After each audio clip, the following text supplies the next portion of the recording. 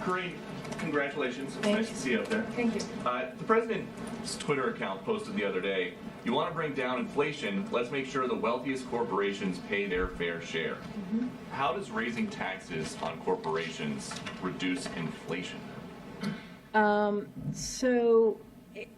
Are you talking about a specific tweet? He tweeted, you want to bring down inflation, let's make sure the wealthiest corporations pay their fair share. Look, we have talked about this past year about making sure that the wealthiest among us are paying their fair share.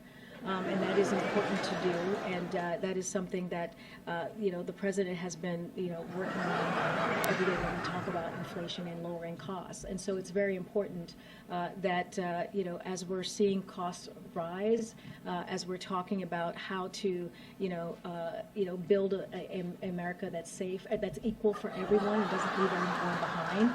That is an important part of that as well. But how does raising taxes on corporations lower the cost of gas, the cost of a used car, the cost of food for everyday Americans? So look, I think we encourage those who have done very well, right, especially those who care about climate change, to support a fair tax code that doesn't charge manufacturers, workers, cops, builders a higher percentage of their earnings, that the most fortunate people in our nation, and not let that stand in the way of reducing energy costs and fighting this existential problem, if you think about that as an example. And to support basic collective bargaining rights as well, right? That's also important. But look, it is,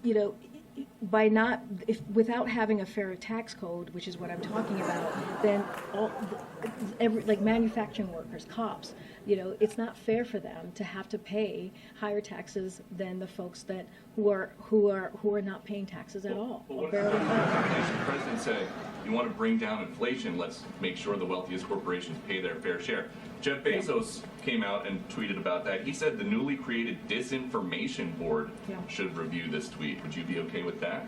Look, it's not a huge mystery why one of the wealthiest individuals on earth, right, opposes an economic agenda that is for the middle class, that cuts some of the biggest costs families face, fights inflation for the long haul, right? And that's what we're talking about. That's why we're talking about lowering inflation here, and adds to the historic deficit reduction the president is achieving by asking the richest taxpayers and corporations to pay their fair share. That is what we're talking about. Okay, and then just one on the trip tomorrow. How come the president is visiting Buffalo after a senseless tragedy there, but he couldn't visit Waukesha after 6 were killed and 61 injured in an attack on a Christmas parade there? I mean, he's visited many communities. Buffalo, he's able to go tomorrow to Buffalo before the trip. That is something that was important for him to do.